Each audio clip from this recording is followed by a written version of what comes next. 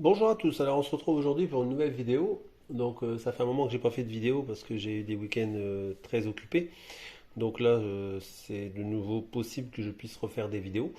Donc là on se retrouve avec une nouvelle vidéo sur comment fabriquer un disque à diagramme. Donc en fait dans cette vidéo je vais vous faire voir comment je vais faire mon disque à diagramme.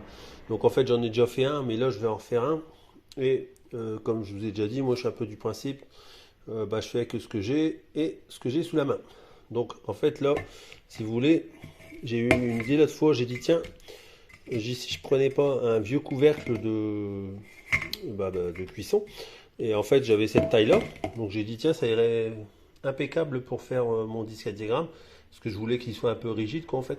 Parce que j'ai fait un peu comme tout le monde avec un carton et puis un papier quoi. Et puis bon, ça m'intéresse pas de mettre des sommes faramineuses pour ce genre de truc. Et du coup, après, ce que j'ai fait, c'est que j'ai imprimé le fameux disque qu'on trouve partout sur internet, Tobec Online, mais sauf que c'est au format, on va dire, d'un CD.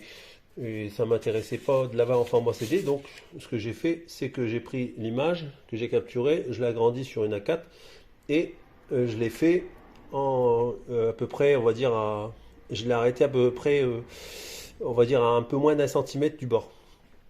Comme ça, en fait, j'ai regardé et je vais venir mettre mon couvercle comme ça, en fait. Et je vais d'abord plastifier ce document, on va dire. Et après, je ferai la découpe pour que ce soit bien rond, bien sûr. Et après, je vais faire sauter le rivet qui est là ici.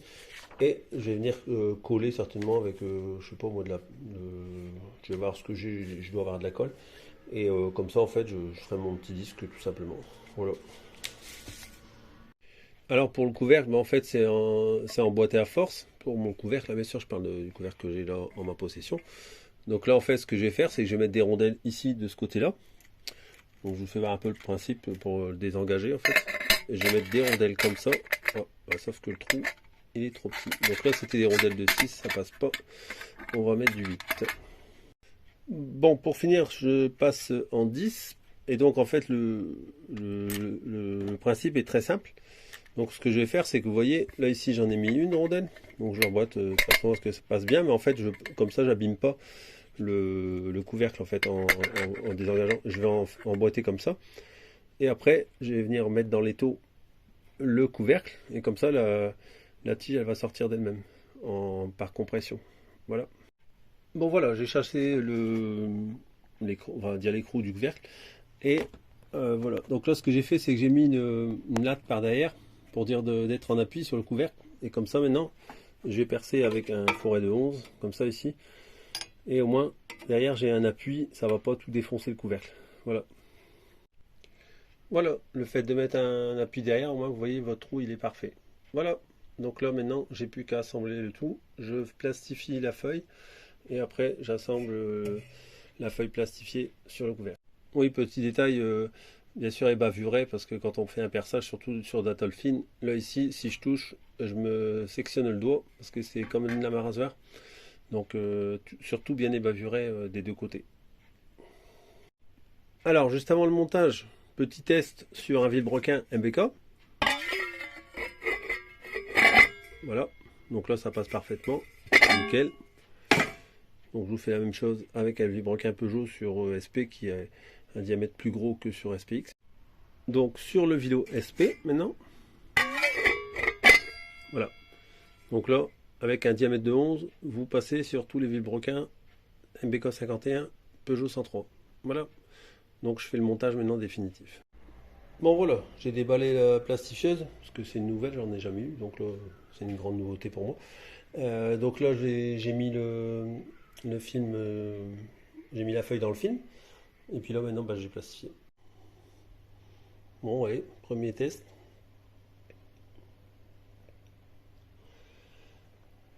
Ça fait un moment que ça chauffe, mais j'ai pas le voyant.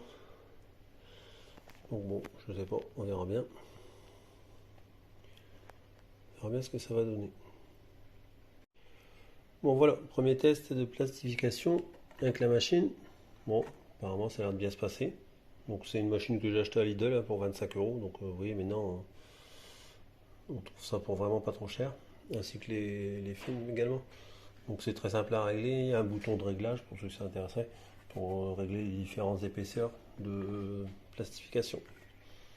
Et voilà, c'est fini. Donc là, c'est nickel. Voilà, donc là mon disque est plastifié, ça donne une certaine rigidité à la feuille. Voilà. Donc là je l'éteins. Donc là, on voit que ça fait une rigidité qui est juste bien. C'est bien plastifié, c'est nickel, ça me plaît. Et comme ça, je vais venir le mettre sur mon couvercle. Ici, je vais découper mon... Là, je vais pas le découper, mais là, je vais découper le tour ici. Et puis comme ça, je vais venir le coller sur mon couvercle. Et ce sera fini. Et avant de le coller, je vais percer ici avec le trou central là. Et je vais le percer à 11 également pour être au même diamètre que mon couvercle. Et comme ça, après je le colle vraiment définitivement et c'est fini.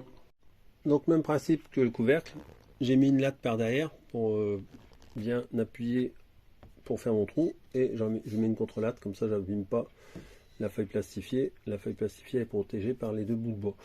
Donc là maintenant, il ne me reste plus qu'à percer ici en diamètre 11. Alors, ce que j'ai fait, c'est que j'ai doublé l'épaisseur du plastique pour que ce soit un petit peu plus rigide. Et là, avec 2 épaisseurs, c'est nickel. Donc, vous voyez, il y a vraiment une bonne stabilité. Et donc là, en fait, ce que je vais faire, c'est que je vais mettre de la colle néoprène. Pour ceux qui me suivent, vous connaissez. C'est la colle que j'avais mis pour coller la selle de la 103 MVL.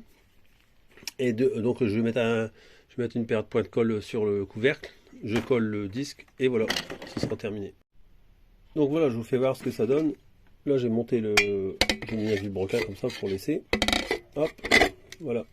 Donc là, on met l'écrou et on a notre petit disque qui est terminé. Voilà. Donc je tenais à remercier également Nico pour ses bons conseils. Il sait pourquoi. Donc là, et je tenais à lui dire que j'ai reçu tout ce qu'on avait vu ensemble. Voilà. Et donc là, ce sera tout pour aujourd'hui. Là, je vais continuer de refaire des vidéos maintenant. Je vais enfin pouvoir me dégager du temps pour pouvoir continuer les vidéos. Je pense que l'une des très prochaines vidéos sera comment je vais dire, je vais faire le tri des votes pour le futur projet. Et après, je finis de faire la MVL. Là. Je vais retourner dessus parce que j'avais pas beaucoup de temps ces 3-4 dernières semaines là. Donc là, je vais me replonger à fond dedans pour finir de la faire tourner correctement. Et on fera de la vidéo sur route. Voilà. Donc merci de m'avoir écouté et à bientôt.